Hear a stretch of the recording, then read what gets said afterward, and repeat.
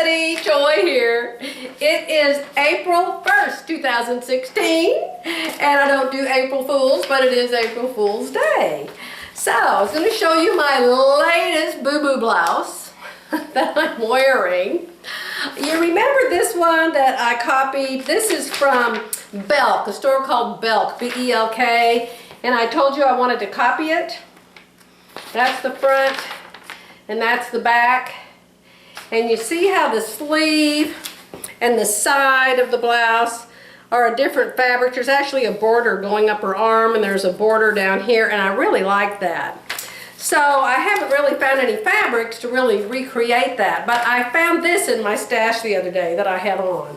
And I only had a ½ yard of this print in this leaf. And I only had a ½ yard of this stripy, bordery one. So I didn't have very much to work with at all. That's why I don't have any sleeves. But I thought I would try it just to see if I could move the bust dart into the princess seam and see how I could make it come out. So the first thing I discovered was that when you have two sides on a print or a stripe, you have to get this side to match this side. At least I wanted the two sides to match each other, okay? There was no way to get them to match exactly, but I was able to match the main stripes of it on both sides. Okay, you can see in the back. Now when I cut out the back, I was able to get away from the burgundy part. You see this burgundy background here? I was trying to get away from the burgundy part of this stripe. And when I cut the fronts out, I had so little left that I ended up having this burgundy part right here that is the same as this. And so you couldn't really tell that I had the stripe up against this piece in the middle. So I was over at Terry's house sewing, and I got the idea to go through her stash and find this gold fabric right here.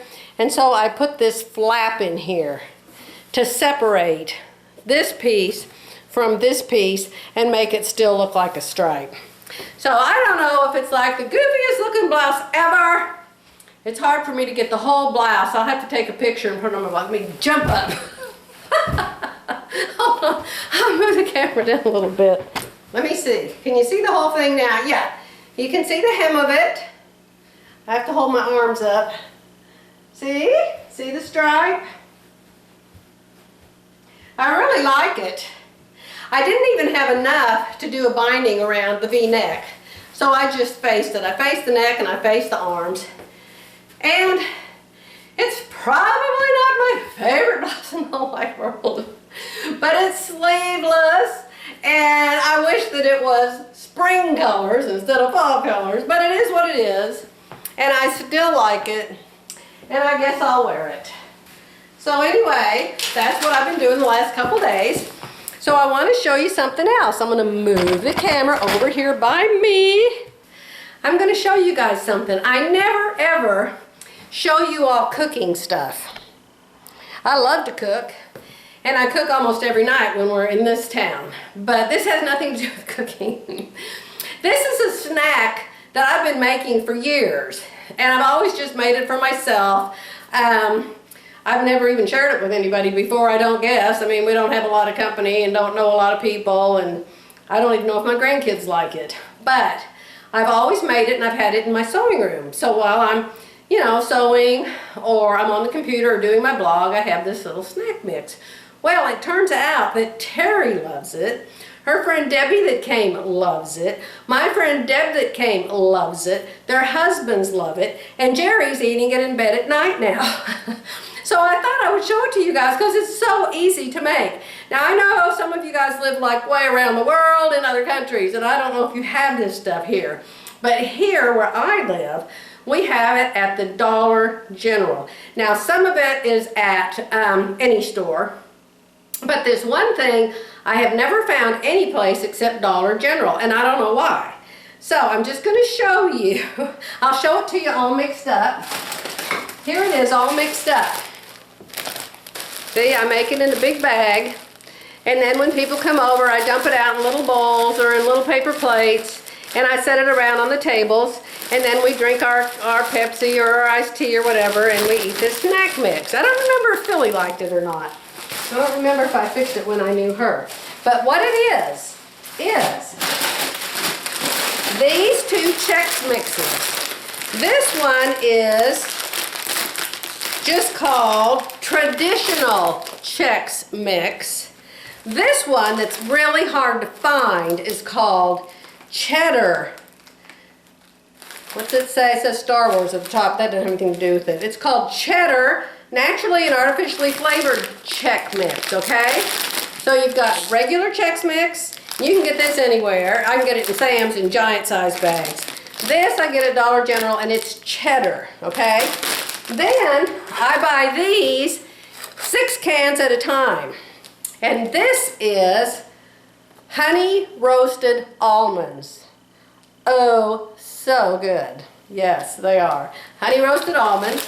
And I also get these, and these you can get anywhere too, except these big containers come from Sam's, mixed nuts with sea salt. And they're the good mixed nuts. There's no peanuts in it.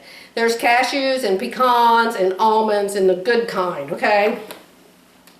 And then I buy these stick kind of pretzels right here.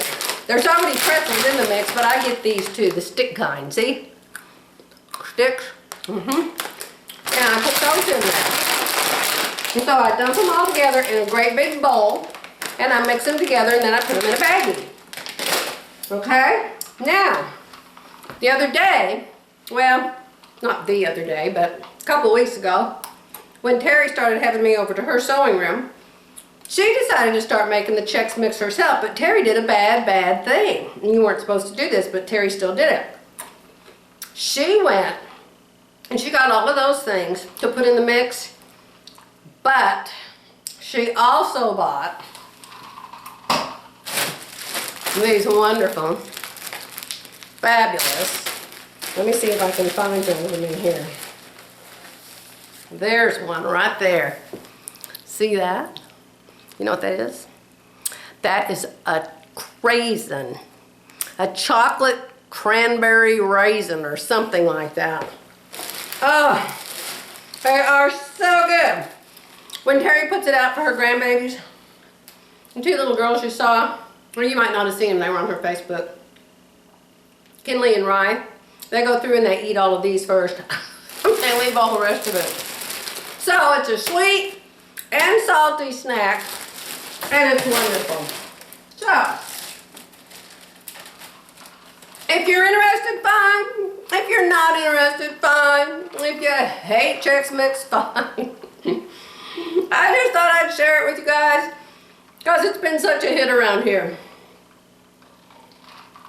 And if you have a mix you put together that you like, tell me about it, because I might like your mix too, huh?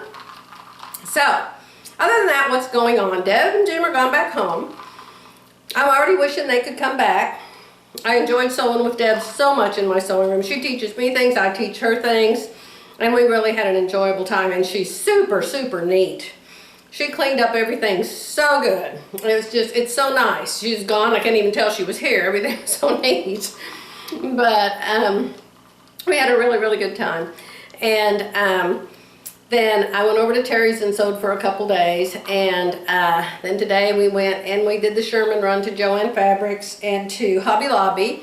Anyhow, I have some fabric to show you. I did buy some things today, and I have to show them to you, but I can't show them to you yet because they're in the washing machine. So I'll be back real soon. And you guys have a wonderful, marvelous, fabulous weekend, okay?